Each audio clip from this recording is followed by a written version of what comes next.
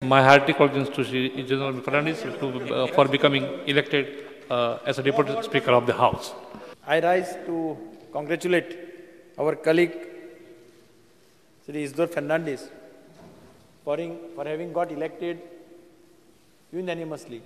आणि बाब इजदोर जेन्ना खुर्चेर बसता तेन्ना शिस्त कितें हें आमी ह्या फावटी सारकें पळयलां आनी त्या खातीरूच हांव ताका उदंड आयुश्य आरोग्य देवा कडेन मागतां आनी परत एकदां ताचें अभिनंदन करतां.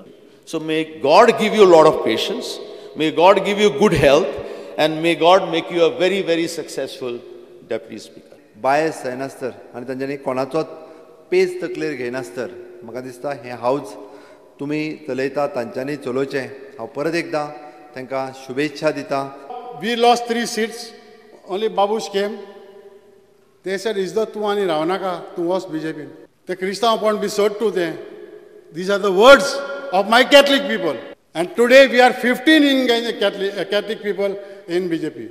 So that shows that this party is secular. That is a signal. I appreciate that. I always otherwise they say communal.